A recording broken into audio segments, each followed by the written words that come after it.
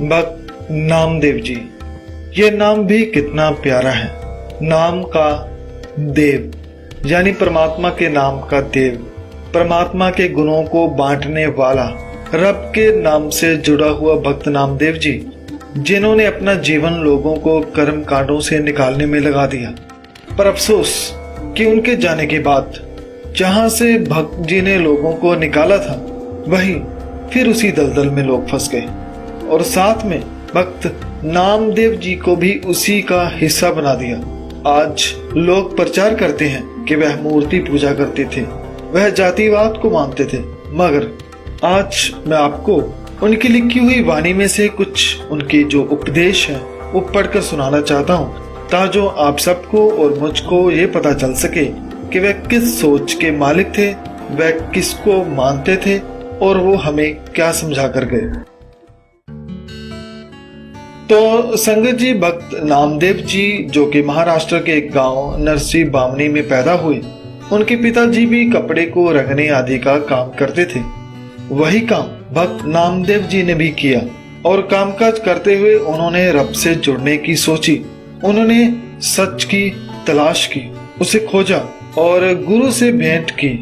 गुरु के ज्ञान के द्वारा उन्होंने खुद को खोजा और खुद में ही रब को पाया। वो रब जो एक है, जो सबका मालिक है, जो हर तरफ फैला हुआ है। भक्त नामदेव जी फरमाते हैं कि सब गोविंद है, सब गोविंद है, गोविंद बिन नहीं कोई। अर्थात सब कुछ जो भी इस कायनात में है वह तो मुझे गोविंद ही लगता है। मुझे तो हर किसी में, हर तरफ, हर स्थान पर परमात्मा ही दिखाई देता है। उसके सिवा मुझे तो कोई दूसरा दिखाई ही नहीं देता। संगत जी, ये एक भक्त का प्रेम है जो रब के प्रति है। ऐसा प्रेम जिसके लिए तन मन सब कुछ न्यौछावर किया जा सकता है। तो ये था पहला उपदेश। अगर मेरी जैसा कोई व्यक्ति भक्त नामदेव जी से पूछे कि सब गोविंद यानी हर जगह, हर किसी में वह परमात्मा कैसे हो सकता है, वह एक होकर सब में कैसे हाजिर हो सकता है, तो भक्त नामदेव जी उपदेश करते हैं कि सूत एक मण सत सहंस जैसे ओत पोत प्रभ सोई रहो। अर्थात कि जैसे एक लंबा धागा हो और उस एक धागे में, उस एक सूत्र में जैसे सैकड़ों एवं हजारों मनिया पुरोई होती हैं, वैसे ही प्रभु ने संसार को ताने बाने की तरह पुरोया हुआ है। वह खुद एक धागा है और ये सारा ब्रह्मांड और हम सब उसके मोती हैं। ऐसे वह एक में हम सब पुरोए हुए हैं। संगत जी, भक्त नामदेव जी के 60 से ज्यादा शब्द श्री गुरु ग्रंथ साहिब जी में दर्ज हैं, जो कि हमें एक रब से जोड़ते हैं। और भक्त नामदेव जी अपने काम के बारे में बताते हुए अपनी जो पूरी गाथा है वो एक पंक्ति में समेटते हुए उपदेश करते हैं कि चीपे के कर जन्म दैला गुरु उपदेश पहला। अर्थात कि मेरा जन्म छीपे के घर यानी जहाँ पर छीपे का काम होता है। छीपा यानी छापना, कपड़े को रंगना या कपड़े के ऊपर रंग को छापना। तो भगत जी फरमाते हैं कि चाहे इस माहौल में मैं यहाँ पैदा हुआ, मगर मेरा प्रेम प्रभु के साथ कामकाज करते हुए ही पड़ा था। इसलिए खुद को तलाशने के लिए गुरु से मैंने उपदेश लिया।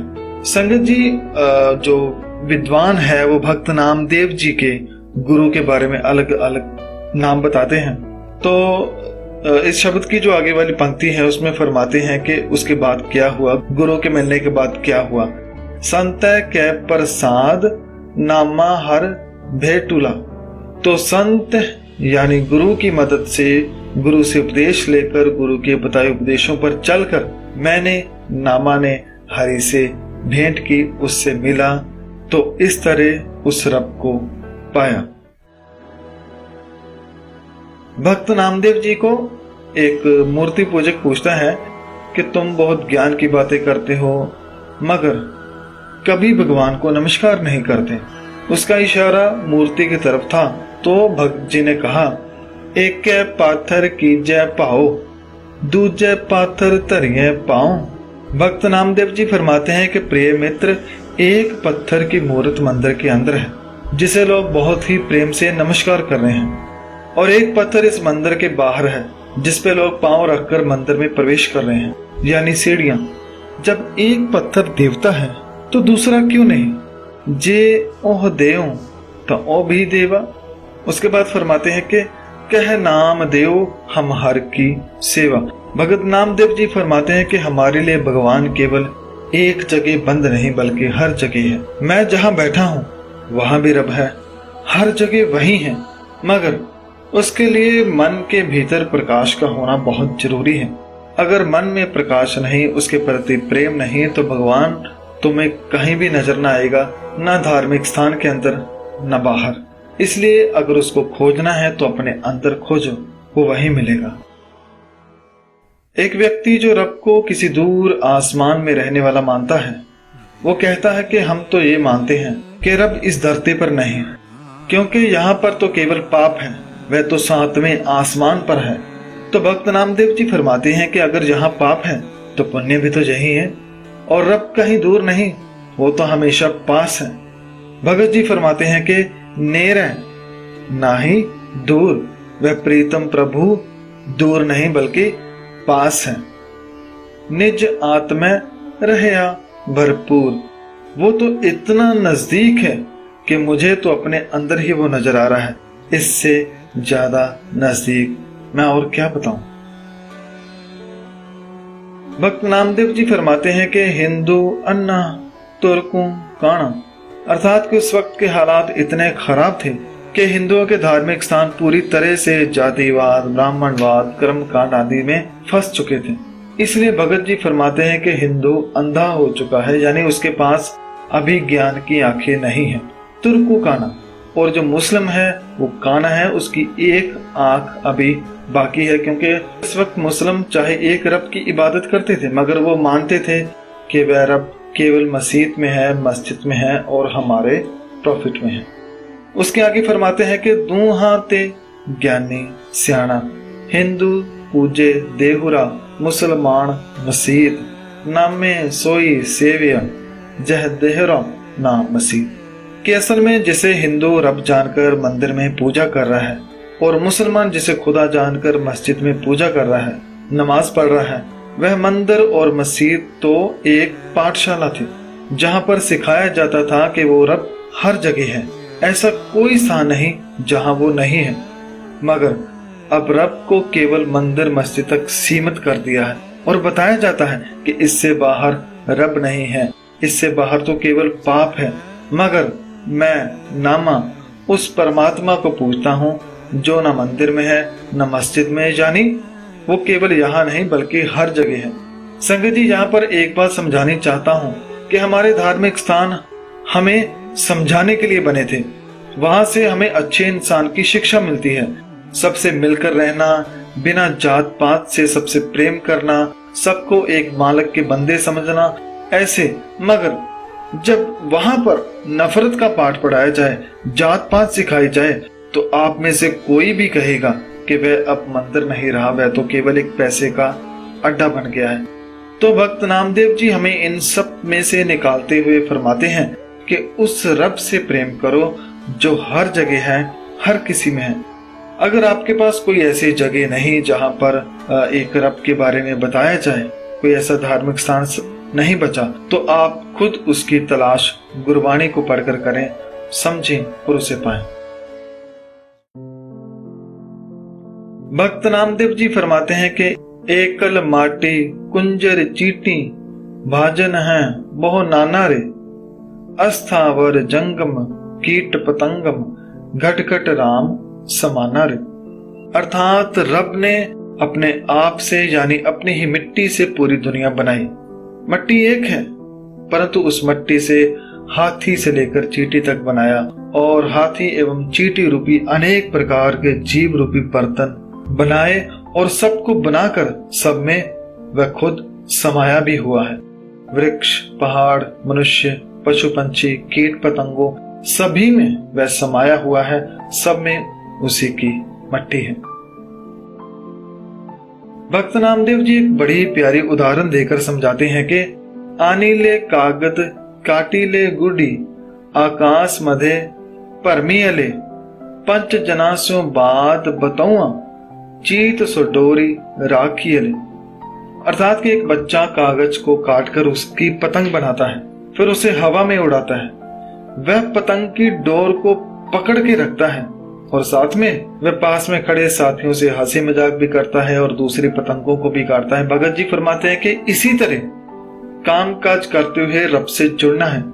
याद रखें कि काम करना हमारा कर्तव्य है, मगर डोर को पकड़े रखो। डोर यानी रब के नाम को पकड़े रखो, उसे नहीं छोड़ना है। भक्त नामदेव जी फरमाते हैं कि 68 तीर्थ गुरु दिखाए, घट ही भीतर नहाऊंगो। अर्थात के बाहर का स्नान केवल तन के लिए है, परंतु मन को साफ करता है गुरु के ज्ञान का स्नान। इसी से मन का स्नान करना पड़ेगा। कुछ लोग कहते हैं कि 68 तीर्थों का स्नान से मन साफ होता है, मगर भगत जी फरमाते हैं कि मुझे मेरे गुरु ने मेरे अंदर ही 68 तीर्थ दिखा दिए हैं और मैं प्रतिदिन उसमें स्नान करता हूँ। मेरा यही तीर्थ है, यहाँ पर मैं आनंद से भरा रहता हूँ। एक और बड़ी प्यारी बात भगत जी फरमाते हैं कि जी की जोत न जाने कोई, तै मैं किया सो मालूम होई रहो। अर्थात कि हम सबके अंदर एक रब की ज्योति है, मगर ना जाने कोई इस बात को जानता नहीं और बेफिक्र होकर बुरे काम करता रहता है और सोचता है कि हमें तो कोई भी नहीं देख रहा।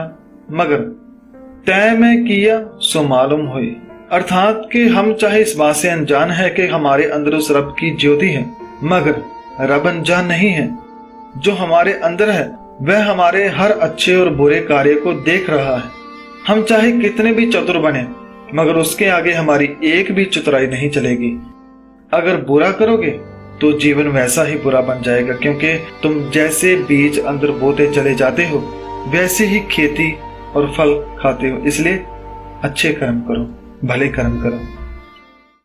तो ये थे भक्त नामदेव जी के उपदेश गुरबानी में से। ऐसे बहुत से और भी उपदेश हैं जो श्री गुरु ग्रंथ साहिब जी में दर्ज हैं। संगत जी, कुछ लोग कहते हैं कि भक्त नामदेव जी ने अपनी वाणी में केवल बीठुल या राम का नाम ही लिया, जो कि गलत है। भक्त नामदेव जी एक रब के उपासक थे, उन्हें किसी भी नाम से कोई आपत्ति नहीं थी। उन्हें तो हर नाम प्यारा है जो भी दुनिया लेती है। भक्त नामदेव जी ने अपनी वाणी में रब को माधव भी कहा, फिर राम भी कहा, गोविंद भी कहा, करीम भी कहा, रहीम भी कहा, अल्लाह भी कहा, मुरारी भी कहा, निरंकार, पार ब्रह्म, हरि, भगवान, अकुल पुरख आदि बहुत से नाम लिए हैं। भगत जी को हर नाम प्यारा है और हर सिख को भी हर नाम प्यारा लगता है।